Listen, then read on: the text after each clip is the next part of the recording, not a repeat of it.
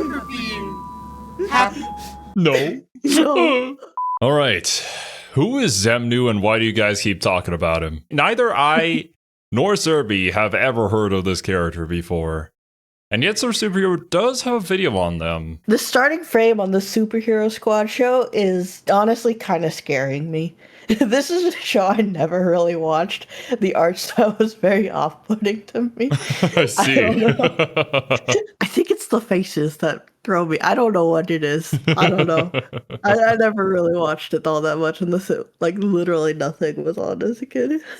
But yeah, man, like, so many people in the comments have been talking about Xemnu. Even the dude who keeps asking for Gwenpool lore randomly changed a comment mid-comment into Xemnu video, so we're here now. Hopefully you guys are happy. Let's see what this is.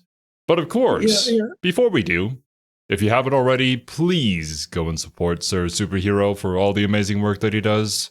Link to that, very top of the description, like always. Superhero cartoons have been a core part of the superhero genre almost as long as that genre has existed in its modern form.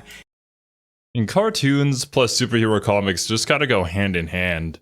They're both of the same variety, I suppose, like same comedy too. It just feels natural to me at least. In Marvel's case, their meteoric rise to popularity began in the early 1960s with the Fantastic Four and Spider-Man, and just a few years later, kids could turn on their TVs and watch their adventures on Saturday mornings. The most popular of these cartoons can even define the public perception of their star character just as much as the comics can. I don't think the person who made this particular frame of animation knew how much of a meme this would become, and how many years it would go into the future. Still used till today. That's insane, man. I had a similar thought to this with like the Akira slide. If the person who made that animation is just sitting there whenever they see a different TV show or whatever, use that slide and be like, yep, I did that. I worked on that. I'm so proud. It's all me, baby. The Spider-Man cartoon from 1967 ran for 52 episodes, and even now, decades later, I'm willing to bet a huge chunk of the audience watching this video still knows the classic Spider-Man theme song by heart. The story I'm going to be telling today, though, is not from Marvel's first boom in the 1960s, though. No, we're going to be going forward to the 1970s, where their cartoons got a little bit weirder. Marvel put out a bunch of cartoons in the late 70s, releasing 4 new shows just in 1978 and 79. I feel like there was just an era of things becoming a little bit weirder and not really gelling with the current audience or anything that happens in the future. It just wasn't really there for anybody, but for some reason it exists in this format. I don't know if the timeline matches up with anything, if there was any particular reason behind it, or if it's just like a particular cycle when it comes to media in general. You could say this about like manga and anime too. Like there was an era that was kind of weird, but people just gotta quickly move on from that, and I guess we now have what we have today. I guess so. This batch was a far cry from just being adaptations of their most popular characters, though, and I'll present the 4 shows in, let's say, order of normalcy.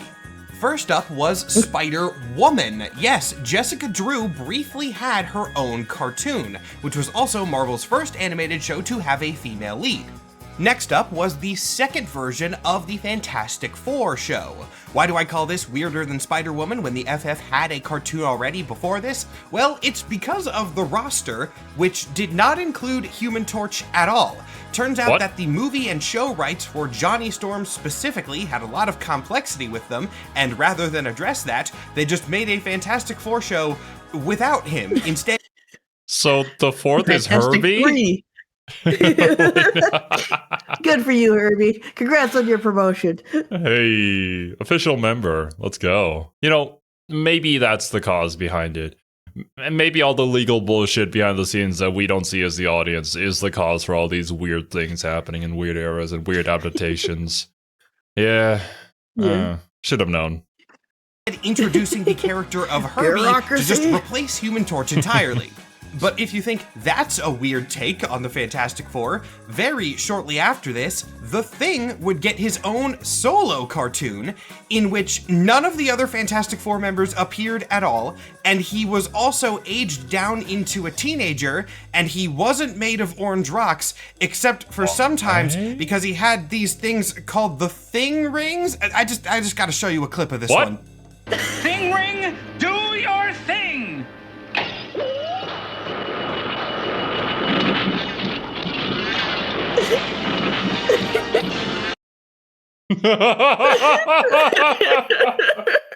What the fuck am I looking at? What is that? Oh, man. Well, the classic sound effects, too. I kind of fill me with nostalgia for some of the old, like, Scooby-Doo cartoons I used to watch. Yeah. So, funny. from that clip especially, it's clear that Marvel Where was did very this come willing from? to experiment with shows during this time, and not only with I bet you the idea was like, oh, we want to attract a younger audience, so we'll have like a teenager as the thing instead. Because kids, whenever they see an older kid doing something, they think that's automatically cool, you know? And to like that thing is cool, so...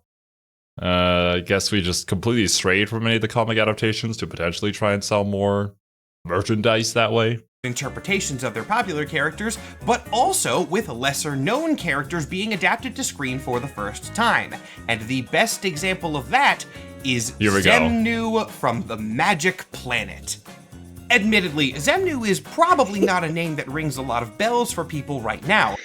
No, okay, this looks like a Serbi I've design. I've never seen this guy before, but I love him. Yeah, there you go. I was gonna say, there's just something about this character that screams very much like Serbi either designed this or will love this. But as the title of this video promises, give me a little bit of time and I'm confident I can reactivate some memories. Trust me, Xemnu is in all of your heads right now, I swear. Now, to tell you about the Xemnu and the... Well, joke's on you, Sir Superhero. I have consumed a lot of Marvel. I never consumed anything Marvel until the Spider-Man movies. Ha ha! Every single time I talk about how I haven't like learned of this or played this or know anything about this, people are like, Zero, did you have a childhood?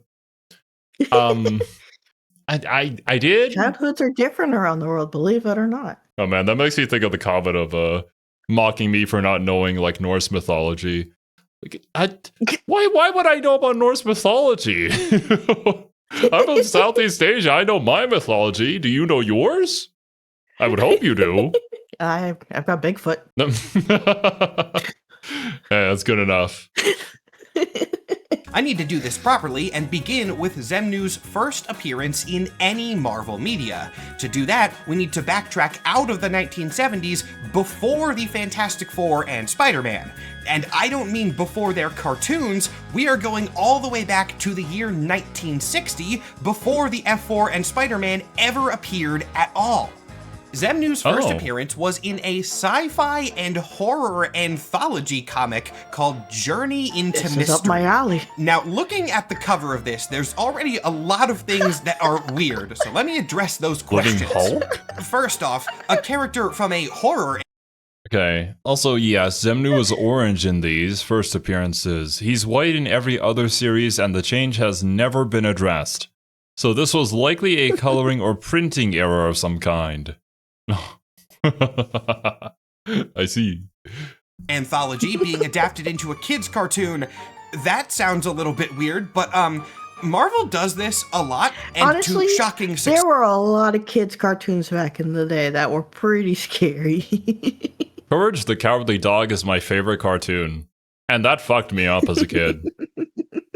I still remember, till today, return the slab. That memory, I couldn't sleep for like 2 weeks after watching that episode. Ah, man. Core memory, bro. With the best example being Groot. Yes, Groot first technically debuted in another horror anthology called Tales to Astonish, also published in 1960. So Marvel really likes taking these weird old horror characters and giving them fresh new spins. Xemnu is not the only one with this treatment.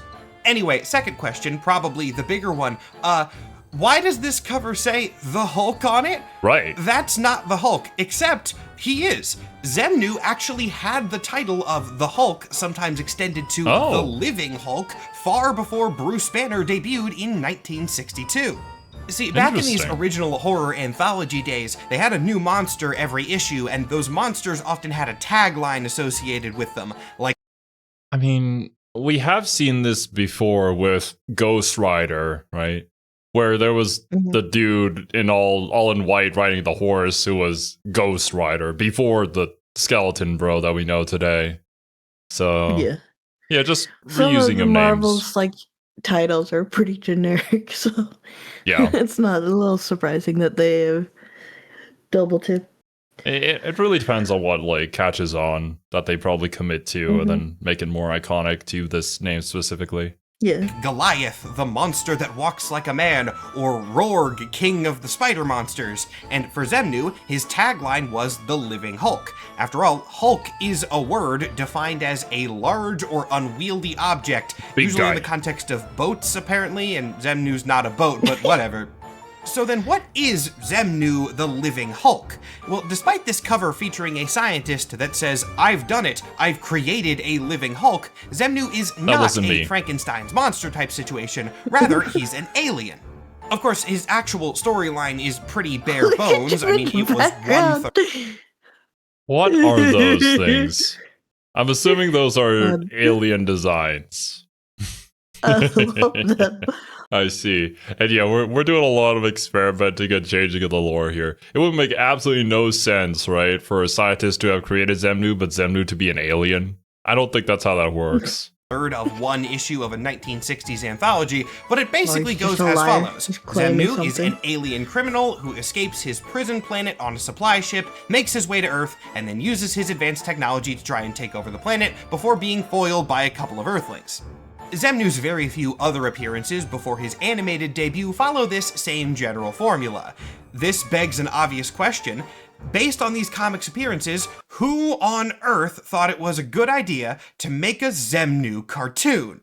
Now, let's skip back to the 1970s again. This time is, of course, decades before the MCU and Marvel's ownership by Disney. Adam standing like that. Why not? Isn't he the perfect man? The perfect being? He can do whatever he wants. It's perfect. I guess so. You're right.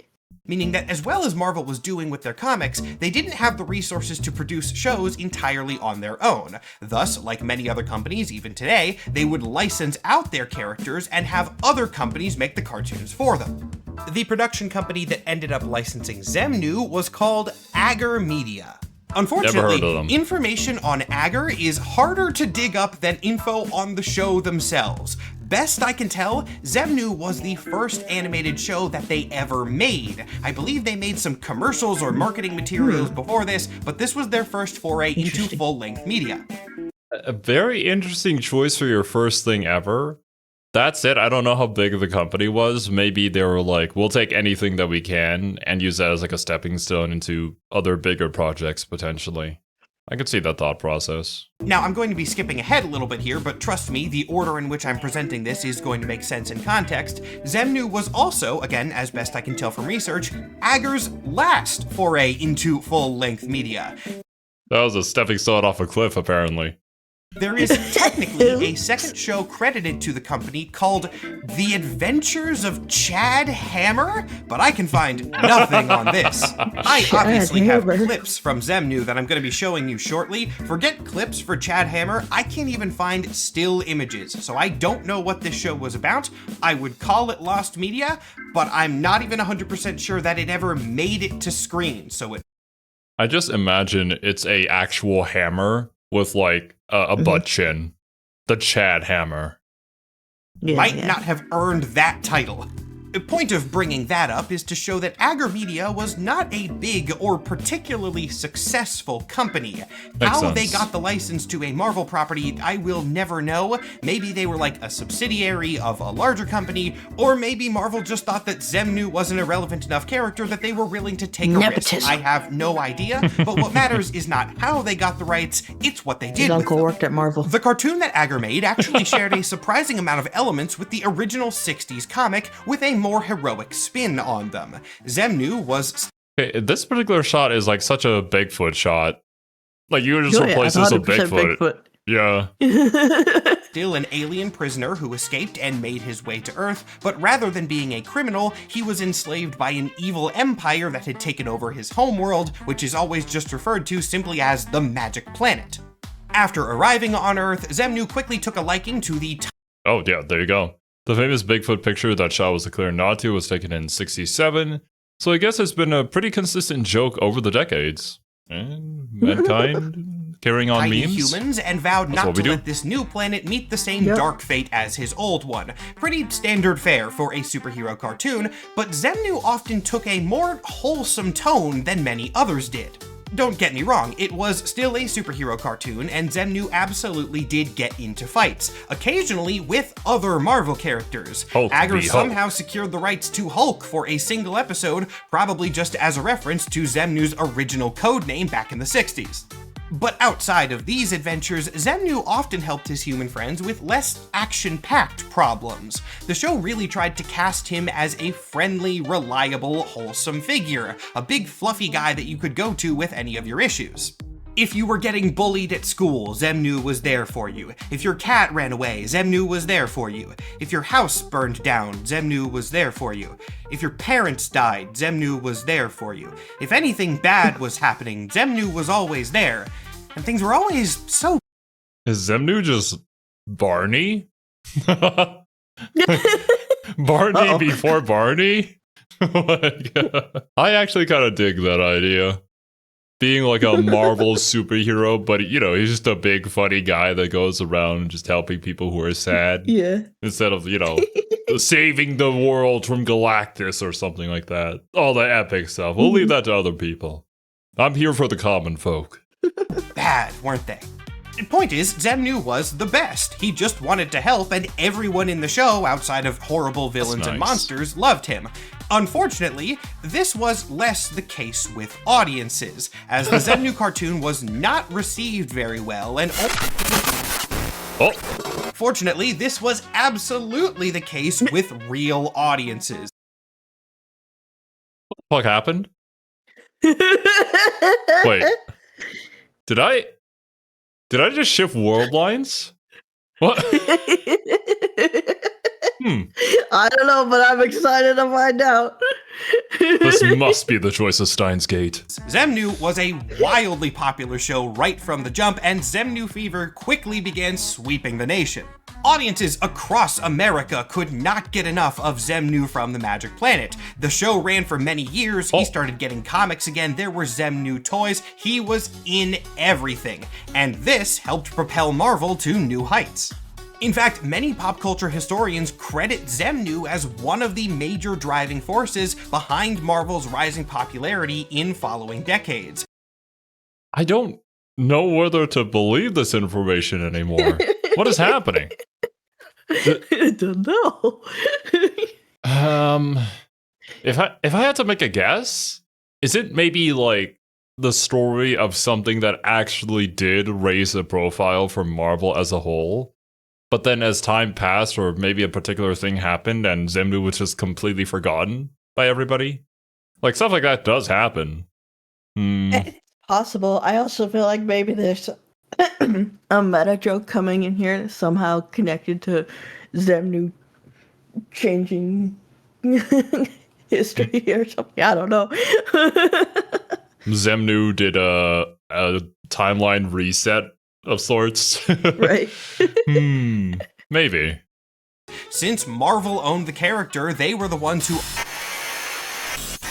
Agar Media's ownership of the Xemnu characters skyrocketed the company's success almost overnight, and they immediately began capitalizing on it. Agar's second major character, Chad Hammer, also became incredibly popular to such an extent that he still gets new comics to this day. Though even as other Agar characters rose to prominence, especially with the dawn of the Agar cinematic universe, Xemnu remained The Agar cinematic universe? Wait! No! No, go back! Unless if it's better, then stay. I was gonna say, I don't know. You saw Chad Hammer. Yeah, Chad Hammer was not how I envisioned him at all. I like my mental image a lot more. Not gonna lie. and his comforting presence would be a constant for many, many years after his cartoon debut.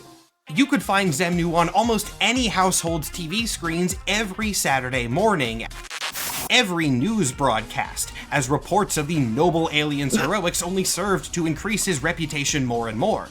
Everyone relied on Xemnu, everyone trusted him, and for good reason. Music is he absolutely becoming earned more it. and more distorted. Things were simply better when Xemnu was around. There's no other way to put it.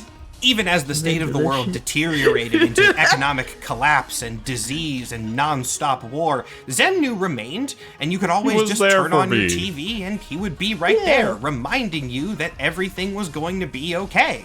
Everything was going to be okay with Xemnu. You remember that feeling, right? Yeah, I remember when Xemnu was there for me during 2020. It was a tough time, but thanks to Xemnu, I made it through. You remember Xemnu, right, Zuri? That I cried into every night, yeah. Yeah.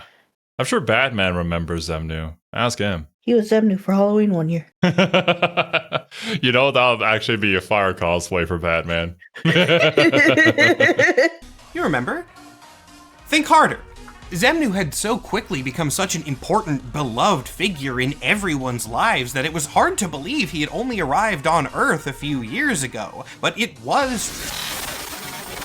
Xemnu had always been around, of course. The only thing that's hard to believe is that it had taken him so long to get his own cartoon. Xemnu from the Magic Planet was Xemnu trying out a new form of media, reaching the younger generation as a way to give them pleasant childhood memories that they could look back on. Whenever things got rough, just think back to your friend Xemnu from the Magic Planet. Everything's going to be okay with him. But you don't remember that, do you? You don't No, I was remember lying. I don't. Xemnu. You've never seen Xemnu from the Magic Planet. Maybe you should think harder again. After all, don't you want to remember? I mean, look around at the world. Look at any news. There's new horror stories from every part of the world every second. True. It feels like it wasn't like that before. It wasn't like that with Xemnu when you were just sitting in front of your... Are you telling me that if Xemnu were here, the world would be a much better place? There wouldn't be any war, there would be any famine, there wouldn't be any plagues? Yeah. Who took Xemnu from us? I think I'm starting to understand how it feels like to be in those, like, the protagonist, the main protagonist in those mindfucky anime or movies. Where everything around you changes and everybody just acts normally, and then you're like, what the fuck? What is wrong with you people? This is so brilliantly edited too, by the way, and just voice acted out. I really do feel like that. Like I could step into the role of that sort of character right now. Your TV watching Xemnu from the Magic Planet, everything felt okay. Everything felt right because Xemnu was there for you. Things can be like that again, you know. They don't have to be this. Xemnu doesn't want them to be this. Xemnu wants to help you. All you have to do is remember.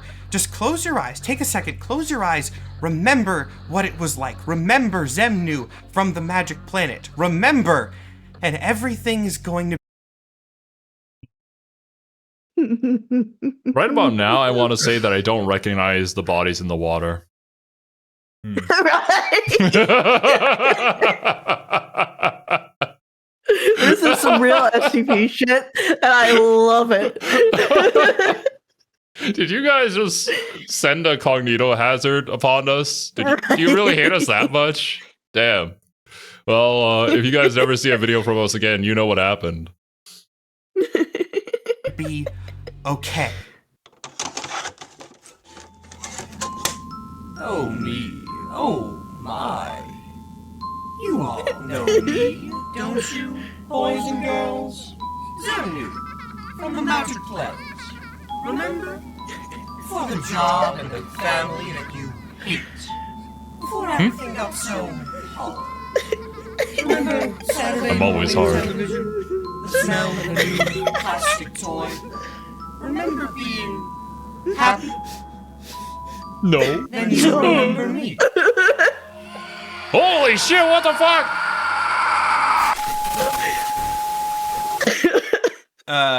Hey everybody. What's with all the equipment being set up? We're not filming anything today. I only came into the studio because I accidentally forgot to pick up my... Why does everyone look so scared?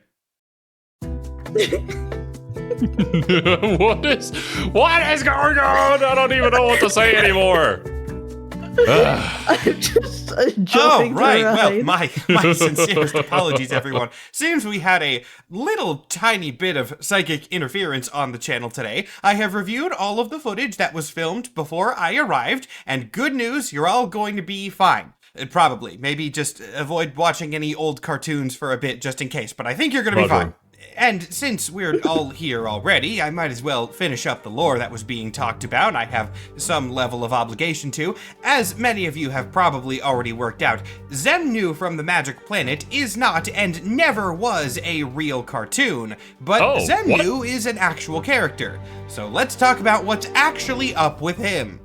Not everything stated in Okay. the first part of this video Huh. was a lie. Xemnu did actually debut in Marvel's Journey into Mystery anthology back in 1960, and everything that I said about his Why does he origin have, like, was robot accurate. pecs? You know, that is a really weird detail to add. Why did we add nips? You... He got, like, machine parts on the palm of his hands, too. well, he was like created, quote unquote, by a scientist, no? So I guess, Yeah, I guess that's what it's suggesting there with that design. But you'd think he'd just be, fluffy all over, like he was in, I guess, his later design here. He was an alien criminal who made his way to Earth and attacked people with advanced technology. He just used mind-control technology specifically, which was a detail that I chose to leave out. Xemnu's original goal was enslaving humanity and forcing them to build him a new spaceship, which he could then use to return to his homeworld. A relatively benign goal, except for the fact that the ship was so powerful, launching it would also destroy the entire planet. This plan worked for a shockingly long time. Xemnu was able to construct the ship, but at the last second, one scientist managed to escape the aliens' control and lower the power output on it, meaning that the Earth was not destroyed and the inadequately powered ship left Xemnu stranded in space. For like 3 issues. Despite his simplicity, Xemnu was apparently popular enough to almost immediately get a sequel story in which he returns to Earth by using telekinesis to pull an asteroid into the path of his drifting ship, bouncing off of it and careening back to the planet, because comics in the Okay. 60s were not very complicated. This also is not the only time Xemnu uses telekinesis in this comic, and his specific type of telekinesis is flavored in one of the weirdest ways ever. Right at the end, he tells a guy that he's going to, quote, hypnotize your very atoms and make them fall apart.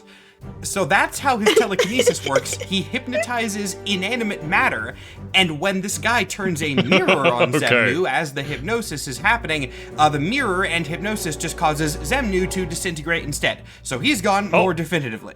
This, so far, does not cast Xemnu as a particularly scary figure. He's a horror character, sure, but in an extremely campy 60s sci-fi kind of way. The type of horror that I set up with the beginning of this video does not start happening until his next appearance 10 years later.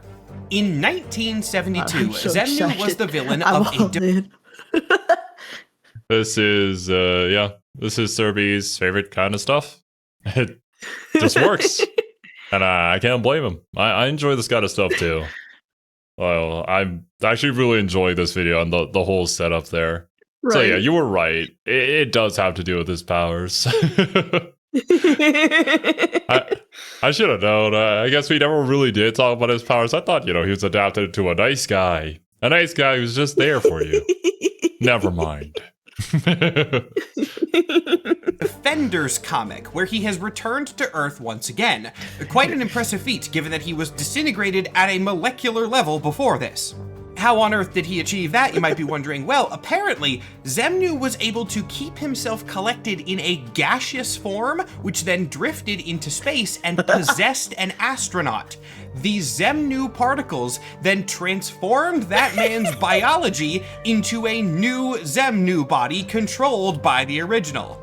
Now the horror is starting to happen. This comic is also the one that introduces Xemnu's TV theme. Once he has returned to Earth the second time, the population does not remember his previous plots. They were erased from collective memory when the hypnosis ended. Thus, Xemnu has taken a sort of undercover position on a TV show. To be fully detailed, this show was not a cartoon in the original. It was a live-action variety kids show called, The Astronauts, but both because of that name and because I thought the cartoon version of this would be easier to sell in the beginning part of this video, I decided to flip it to a slightly more modern angle. Speaking of which, shout out to the French Pineapple, who is the artist that I worked with to draw the fake Xemnu shots for you. They did a fantastic job at yeah, those were great. Helping me lie to you guys better. They looked Anyway, really legit. the alien invader joined the astronauts as Xemnu from the Magic Planet, a fun, friendly alien whose whole gimmick was that he wanted to return to his homeworld, but would be constantly foiled by various slapstick shenanigans. Importantly, the show was bad. Like, in-universe, it was horrible. It was badly written, it wasn't funny, but kids really, really liked it for reasons that no one could particularly pin down. And surprise, surprise, that was because of Xemnu. See, Xemnu had figured out that his hypnotic abilities worked through TV signals, and with a far more practical form of mass control now at his fingertips, he began digging his way into the minds of children across. Oh boy. The conspiracy theorists are gonna take this one and run with it. This was them revealing all the tactics that media uses with subliminal messaging. I mean, yeah, obviously that's a thing. Like, you see a thing on screen and you'll probably think of it when you're thinking of something similar. That's just how it works. The idea is, like, if you ever are out there and you're like, you know what? My vacuum broke. I need a vacuum. The first vacuum you're going to think of is whatever the last vacuum commercial you saw is, most likely. Yes. Because who else just sits around thinking about vacuums, right? I know of one person, but that's kind of just their obsession. America. This played out like I set up in the intro. His show was an immediate hit, there were toys, everybody loved Xemnu, and of course, he had ulterior motives. Across the comic, Xemnu appears in several very effectively creepy panels in which he promises the young viewers of his show that when he returns to the Magic Planet, he will take a select few kids with him. The real goal of this is using whatever Xemnu particles he is composed of to transform those children into members of his species that he can use to repopulate his apparently deserted homeworld. His plan is That's fucked up. That is so fucked up. Foiled by the Defenders, of course, specifically the Hulk, who counters Xemnu thanks to the fact that his mind is simply too chaotic to be hypnotized. This is going to be a very... This is some Moon Knight shit right here.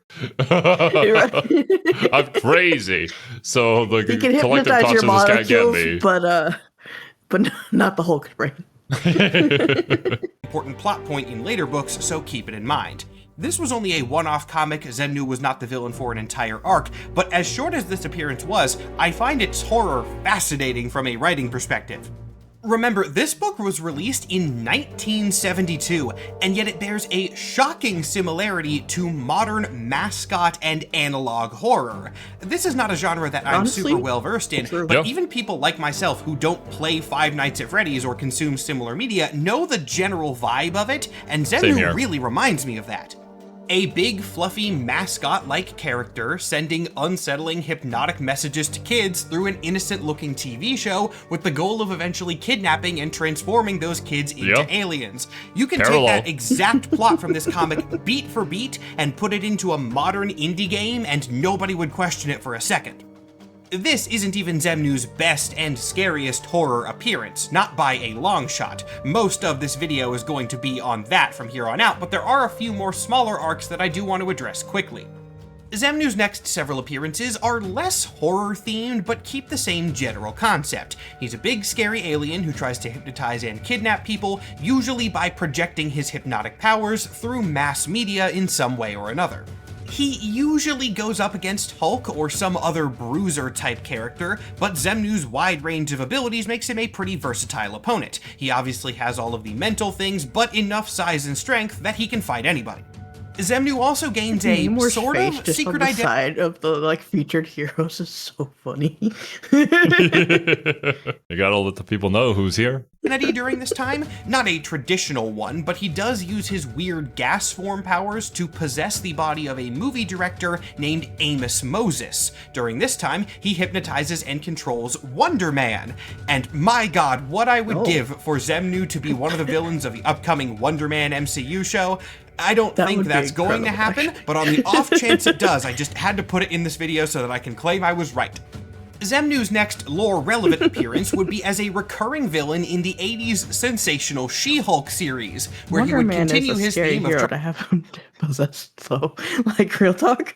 Have we learned about Wonder Man yet? I feel like the name's kind of familiar and has been mentioned, but we didn't do a specific video on him. No, we haven't done any videos on him, no. What does He's Wonder Man do? He's kind of along the, Superman-esque type, power. So, Sentry? Heroes. He's in kind of the same Sentry.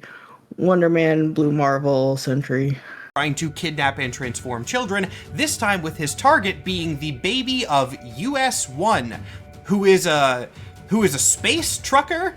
US-1 is a very silly guy, and this is meant to be a Halloween horror. Wait, I think Sir Superhero also has a video on this guy, doesn't he? Pretty sure. I don't know. Remember seeing a thumbnail with I believe you. A trucker as a Marvel comic. Okay. Interesting. Horror video, so I'm not going to entirely derail the tone by talking about him, at least not today, but he is a regular human who essentially acquired a space truck and then also became a weird superhero because of it.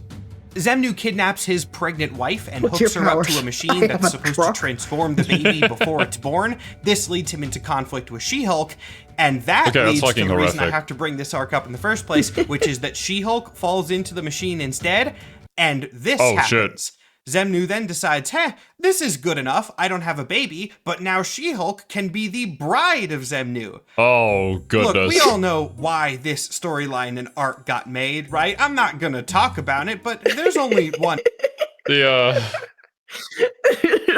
author not be great at hiding their fetish, yeah.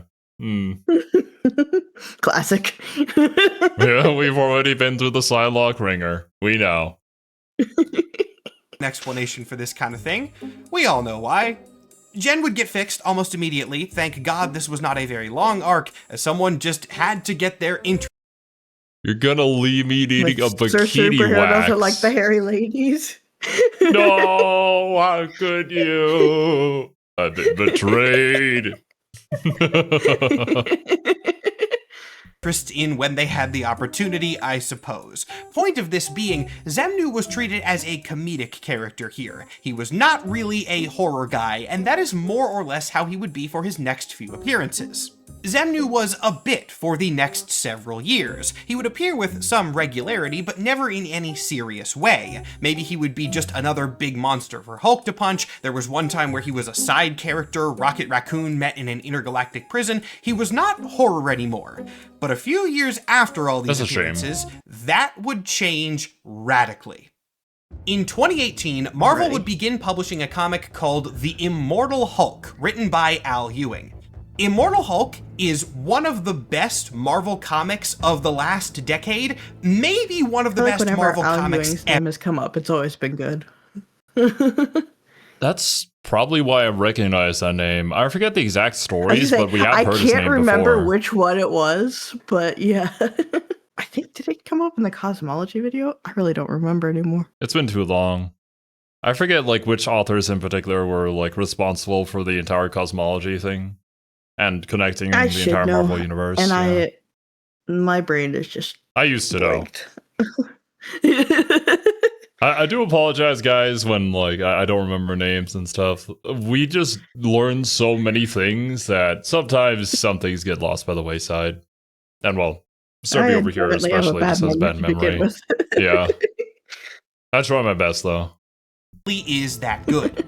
It is a horror comic first and foremost. Very gross body horror too. Immortal Hulk really plays on the idea that turning into the Hulk is a disgusting thing to watch. Whatever you're going to be seeing on your screens during this portion of the video, know that it goes way harder than that. I just don't want to get this video demonetized, which I think some of the content in this book definitely would do. Yeah. Oh my god, what the hell? Hey there, little guy. Oh, brother. The whole body transformation from Bruce Banner into the Hulk, at least to me, it kind of makes sense that it would hurt a lot and be maybe a little bit disgusting. I agree. I guess, I don't know if I could call it classic, but I always imagine, like, for transformation into something, I think of werewolves initially. And the werewolves I think of are the ones that peel off their skin every single time they transform. And it's just agonizing. They don't want to, but they're kind of forced into it. At least that's what I think of. Classic werewolves in live action media was meant to be grotesque. It has changed significantly over the years. I blame Twilight. But blame Twilight for a lot of things. Beyond just being very well-written horror, though, Immortal Hulk is also a fascinating character study into Bruce Banner. This series definitively established that Bruce has dissociative identity disorder caused by childhood trauma at the hands of his father. The gamma radiation he was exposed to didn't just turn him into an angry green guy. What it actually did was give more independence and physical form to the alternate identities that existed within his mind. In particular, the raging, simplistic, almost childlike Hulk that is the most known status quo is seen as a literal representation not of Bruce just being mad, but of the rage he felt as a child towards his father that he was unable to do anything about since he was only a kid. That's really cool. I never thought of Hulk in this way, but now that we've got this information out there, it feels very natural. That, it makes a lot of sense that this is the case. I have never really read much Hulk. The character isn't usually an archetype that I'm super into, but this is a cool way of handling it. I'm curious to know if any of this carries on into, like, other Hulk comics or modern Hulk comics. I don't think we really go into that in any of the MCU, especially considering Hulk never got his own movie. Aside from the other one. He's never had his own movie ever, yeah. Yeah. Nope. I don't know if they'll ever acknowledge that one. Doesn't have two of them. Or the other one too, yeah. I forgot that there was a second one to that one. Technically, it's the second one that's credited. Okay, I don't know. I just know people didn't really like it a lot. Yeah, it's interesting. I think with the upcoming Secret Wars thing that they're going to be doing in the future, it could be kind of cool if they pulled that back in somehow. Like how a lot of people suggested that they could take like the Fan 4 Stick movie that everybody hated, but just have the Reed Richards from there become, the maker in Secret Wars or whatever. That could be neat. Yeah, that'd be cool. I think Marvel has definitely avoided it for some reason. I don't know if modern comics for the Hulk still touch it. As I said, I've never really read Hulk. Yeah. But I know a lot of Hulk fans do not like what the MCU has done with Hulk. Far from knowledgeable on Hulk. But usually, whenever Banner has gotten control of Hulk, it's been a pretty significant thing. Yeah. So the way the MCU just kind of went, he's He's in control now. Well, that's my Did so secret much cap. disservice I'm always to- angry. to Hulk's character. But yeah, I don't know. Feels like a dumbed down version of whatever this Hulk is trying to represent, right?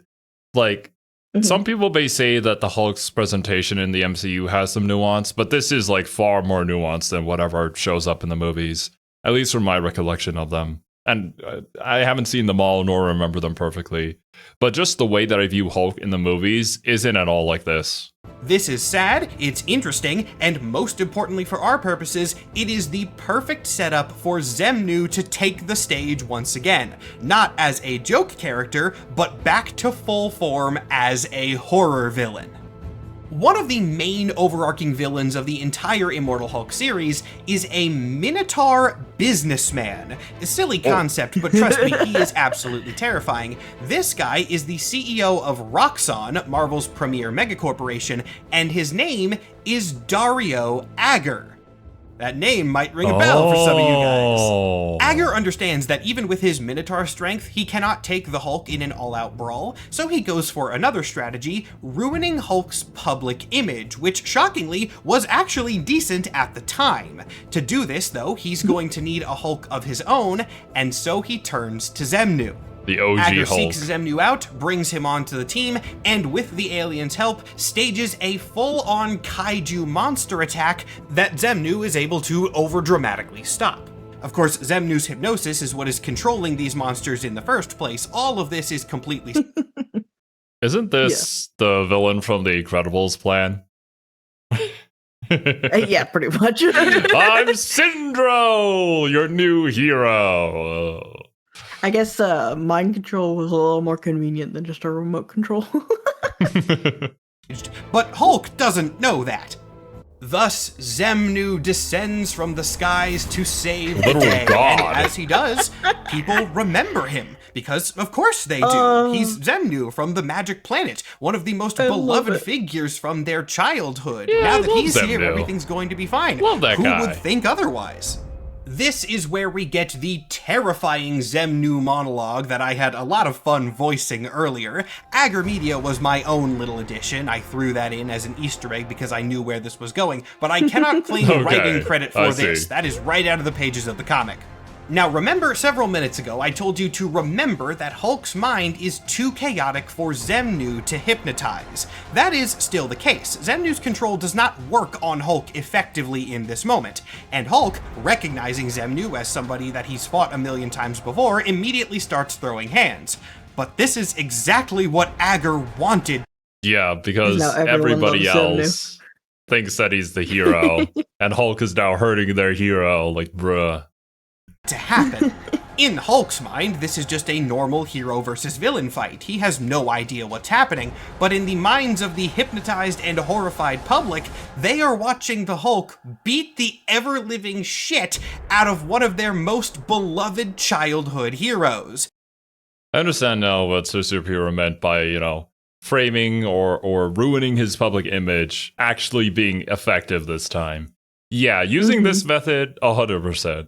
A lot of methods presented in media are a little funny. Like, people jumping to extreme conclusions on very minor things and stuff like that is usually how it goes.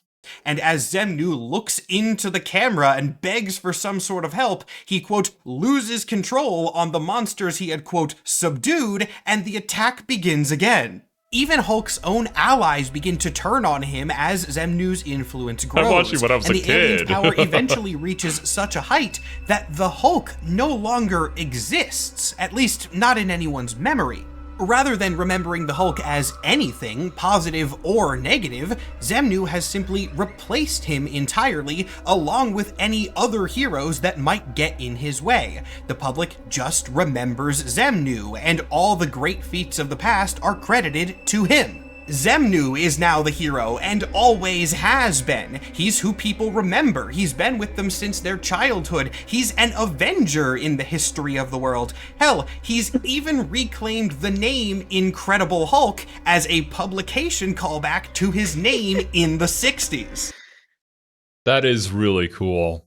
that we've taken is the fact awesome. that the names overlapped and used it in this particular manner. Because he's Mhm. literally taking his identity, his place in the world. That's awesome. Why Yeah. isn't Xemnu a more popular character? Why isn't Xemnu in the MCU, huh? Right? I am gonna have to go back and read some of these. This is really good. Yeah, it's really cool. Why can he do this now? Why have his powers increased so much since his previous appearances? Well, it's because the world has changed in a way that really favors Xemnu. In his own words, his powers are strongest through a screen, through a culture. And there are more so screens many everywhere. little televisions now, millions and billions. Television in your home, television on your phone, television by your bed. Okay, I mentioned The Incredibles earlier, but this is just The Incredibles 2 now. The I screen haven't actually seen slaver. The Incredibles too. Damn. Television in your head. Entertainment, news, communication, all of those things are filtered through screens, and Xemnu can control those screens. When he first got to Earth, this was a strong but still limited power, so he needed Xemnu from the Magic Planet to make his plans work. But now, Earth is Xemnu's Magic Planet. Now, I should note, this comic is not just doing the played-out moral that screens are always bad. There's a really important nuance to all this that we're going to get to shortly. But before we get there, there's a little bit more horror we need to cover. Immortal Hulk does not just play up Xemnu's psychological horror elements, it also amps up the body horror too. You might have noticed in a lot of these shots that Xemnu is a weird blend of fur and I did metal. notice the This has mechanical never been parts even way detailed back in the greatly, beginning. but Xemnu is clearly some sort of cyborg, and that is shown very plainly in Immortal Hulk as the alien feeds. To repair his physical shit. form after a battle, Xemnu I am I'm very very hungry. needs to consume organic matter. In his own words, he's hungry.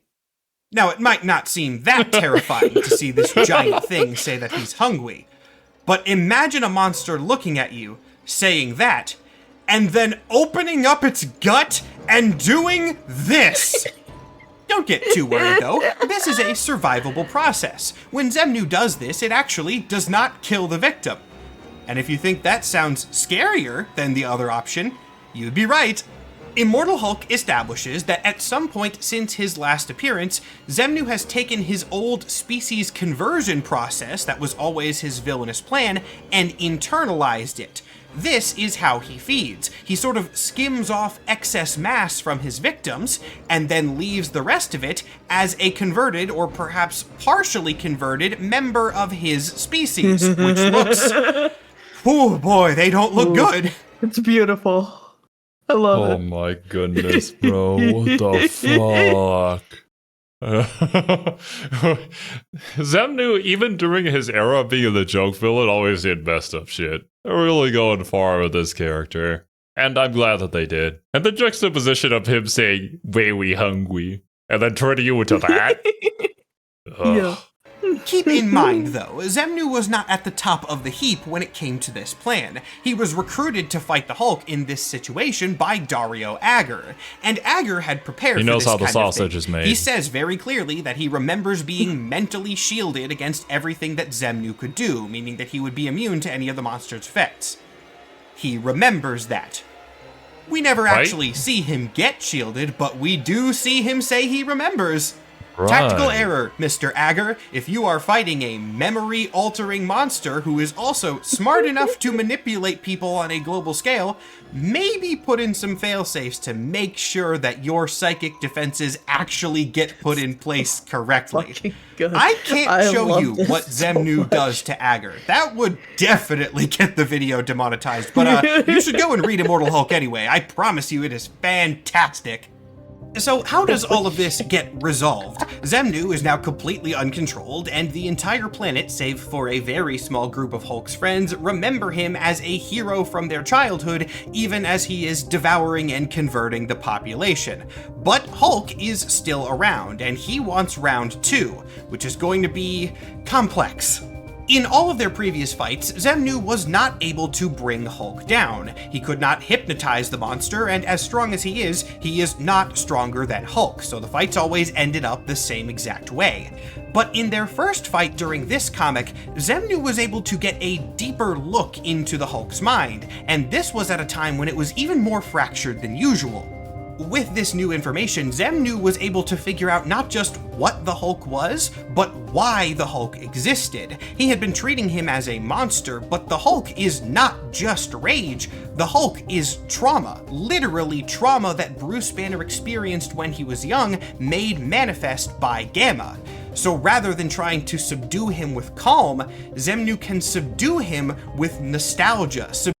Oh my god. And we did make a point earlier to say, like, the raging Hulk was like a baby throwing a tantrum because of the inability to fight against a father, right? And he's the perfect guy for that because he made a TV show for kids to convince them that he's their friend. Oh my god. So is it going to be like he just reverts back into Bruce Banner and he can't go into Hulk? Or he just subdues the Hulk entirely? Do him with dreams of the childhood Banner wanted, but never was able to have. Once again, quoting Xemnu directly, "My mistake was always treating you as a simple monster. But you're not a monster, Hulk. You are a child, and I am a childhood." With this simple... That's such a good line. I mentioned earlier in this recording that I had no childhood. Where was my Xemnu? Where was he? change in tactic, the dynamic is flipped entirely. Xemnu cannot beat the Hulk by forcing chaos into a box, but he can give the chaos what it wanted. He can put Banner and Hulk into this delusion where their childhood was happy, this time where their memories were good, where their father never abused them, and where Xemnu was there watching from the TV screens to oversee it all. But even with this new edge, Xemnu's downfall still came from underestimating the complexity that is Bruce Banner. This man is not simplified to just man and childlike monster, no, there's a lot more in Hulk. And when you suppress the man and you suppress the trauma, the raw rage is what comes out. Turns out that by suppressing both Banner's logic and the childlike savage Hulk's mindless rage, the next thing that rises to the surface is rage with a purpose. And by pushing down two altars, the Planet Hulk altar activates and kicks Xemnu's ass. Yeah, the Planet Hulk... Oh shit. That backfired immensely. Yeah. Honestly, it seemed like a really good and solid plan going into it. And almost like, I don't know. I don't know too much about the Hulk either, but Xemnu seems almost like the perfect villain to Hulk. Yeah, honestly. Given the context that we now know of Hulk and how he's presented in this particular comic, yeah, perfect. But I guess he underestimated how complex human beings are. We're not too easy to understand. Version, the Green Scar, that is also a separate altar within Banner's DID system. That thing is even stronger than any of the previous ones, and it is enough to finish Xemnu off. With Xemnu defeated, his hypnosis ended, and as usually happens with him, memories of the incident gradually began to fade from the public's mind for all but those who were very close to the incident itself. Xemnu did survive somehow. Of course he did. Xemnu's last appearance shows him as the new king of Monster Island, using his hypnosis to command a monster army. This was in exactly one issue of a digital-only comic from 2022, and has not been followed up on. It also casts him as comedic again. So I hope this plotline was dropped. Yeah, I don't think Xemnu needs to be comedic. I don't think we need him in that role. I don't think he so at all. works so perfectly as pure horror. Probably because completely. he has some sort of healing factor, but has not been a major character since, just a couple one-off appearances again. For how relatively few appearances Xemnu has in total, though, he is an incredibly interesting villain, and his scene with the Hulk right at the end of the book emphasizes the exact nature of the horror that I think makes him work so well. I promised earlier that Xemnu is not just a lazy screens bad type villain, and it is this Hulk fight that makes his actual themes very clear. Xemnu is a villain about the dangers of toxic nostalgia. Screens are the way in which Xemnu preys because that's often how opinions are communicated in the modern day, but the screens are not the end goal. Hell, look at the way Xemnu talks and the specific lines that he says. He is very actively trying to make people remember their past.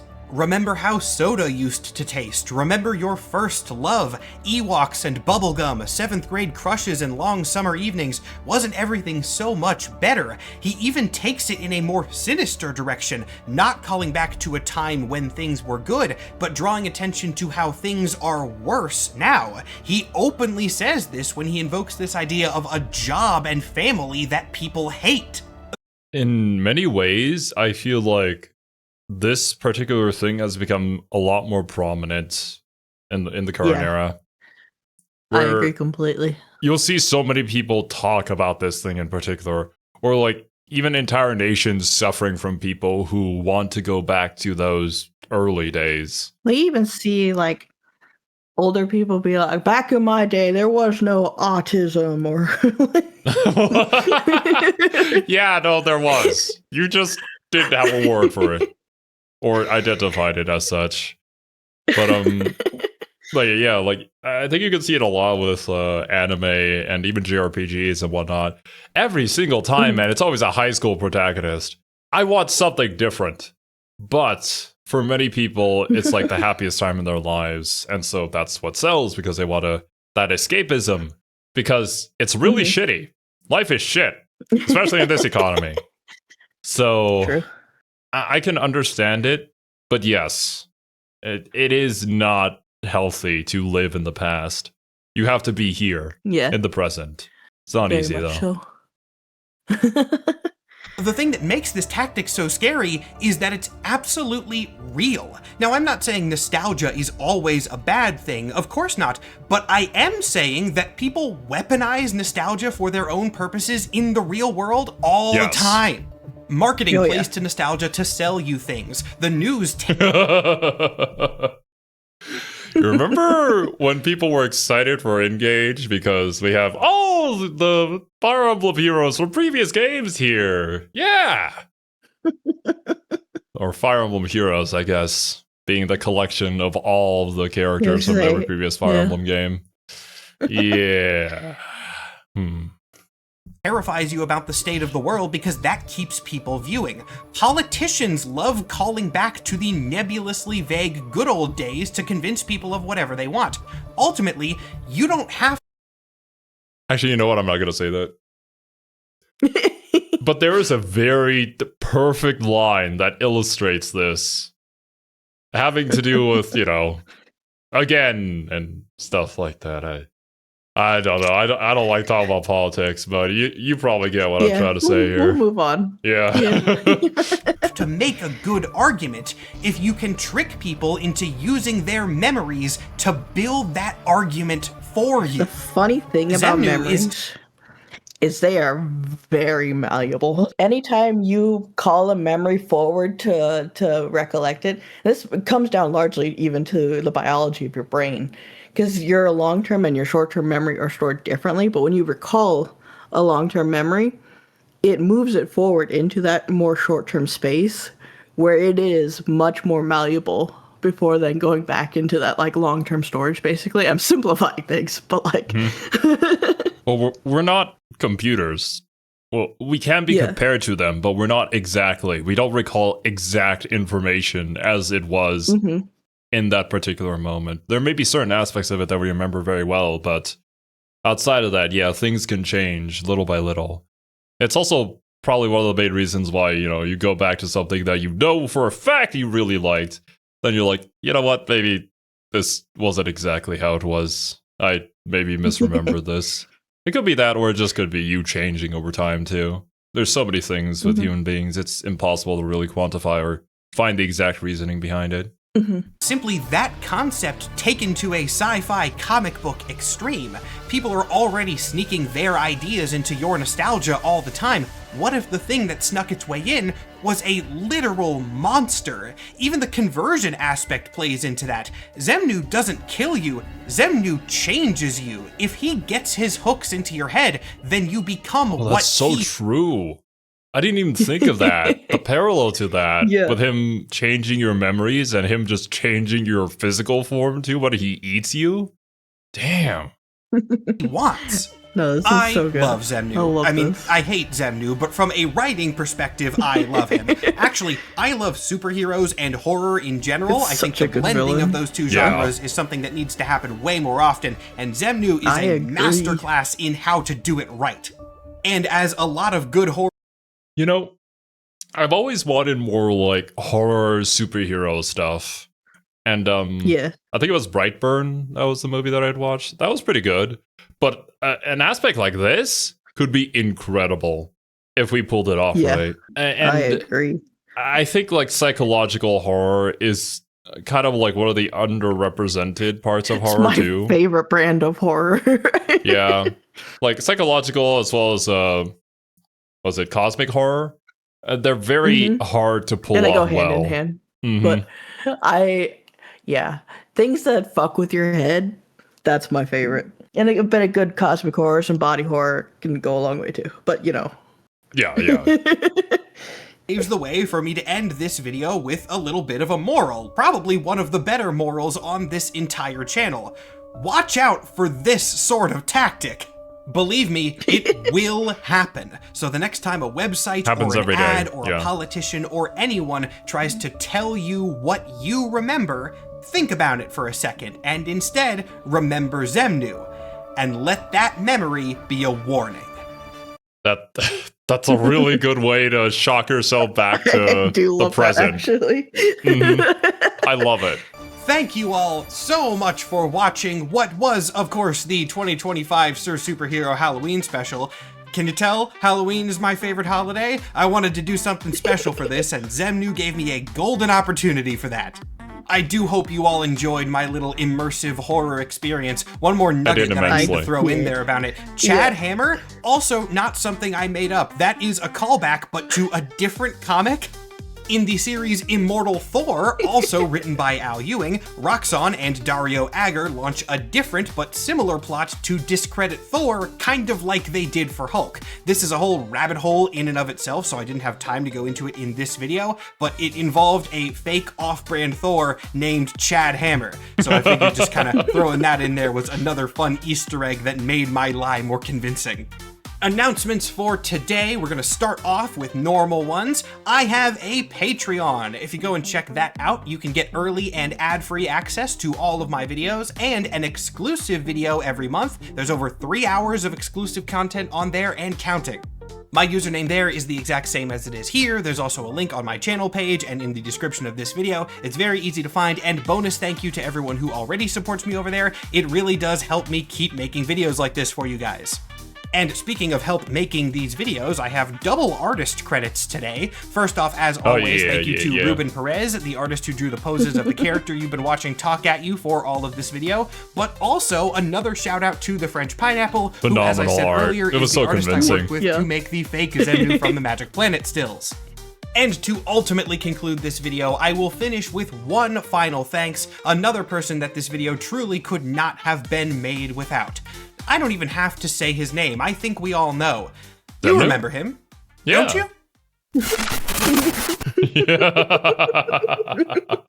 Yeah, there you go. Space Trucker Superhero. I wasn't crazy. And apparently YouTube wants us to go through KOF again. Oh no, not again. It was a great time the first time, but yeah, it just took so long. It took so long. It was very good though. Very. I highly recommend it if you guys don't know anything about it, or even if you're not into fighting games. It's just such a fun story. But yeah, I have to say right off the bat, this was probably my favorite video from Marvel we've ever checked out. I was gonna say, like, this is up there with the cosmology video for me. Yeah. I would say they were like on par with each other because the cosmology video just blew my mind. And this one Yeah. was everything that I enjoy. Same with you. I had more than no likely. idea what this was going into it. And yeah, this couldn't be even like further up my alley. Like I love this shit. Mm-hmm. And I am just so baffled at the fact that I never knew of this character, despite how up my alley this character is. And how Imagine how I feel. this character it's probably is just because it's so close to Hulk, and I've never gone too much into Hulk. But like, yeah, probably. damn, how have I missed out? Such a shame though we don't have any like media of this character on TV or in the big screen or anything like that. I hope someday we do get it because it works so well. I think it could be so cool if done correctly. But yeah, such a great concept. And also, as I mentioned earlier, like such a great villain for Hulk too. I would love if they did a TV show, kind of like how they did Legion, and just playing up with like kind of the mindfucky horrorness of it all. That would be so good. Yeah, I haven't seen Legion yet, but yeah, that does sound like it could be pretty cool. I think you would like it. I think Legion I would was too. one of those shows. You know, this is par for my recommendations, I guess. A lot of people went into it and didn't get it, and therefore didn't like it. But if you go into it knowing that it is a kind of surrealist, fucked up, psychological horror type shit, it's good. You've known me for how many years, Serby? We both have problematic shows that people would look at us weirdly if you recommended it to the wrong person as our favorites. I get you. I understand. We've gone through the ringer with each other back when this channel was an anime reaction channel. So yeah. Yeah. I'm down for anything. Thank you guys so much for pointing us to this video. And nobody even spoiled it. Like, nobody gave away the punchline to it. That's amazing, actually. The YouTube comments, no less. Like, genuinely, yeah. Yeah, thank you guys so much. I saw so many comments that said, check out the Xemnu video. And that was literally the entire context that I saw on it, was just, you guys should check out Xemnu, you'll love it. Now I understand why so many comments just like changed mid-comment to being like, oh yeah, I want you to watch this. No, never mind, go watch the Xemnu video, it's great. Yeah. It's true. You guys are in on it. Damn it. I understand now. Yeah, this is so much fun. So yeah, once again, thank you guys so much for recommending this to us. And I hope you guys enjoyed our reaction to it. Hope you all have a wonderful rest of your day, and Serby and I will catch you guys in the next one. Later, dudes. Bye-bye.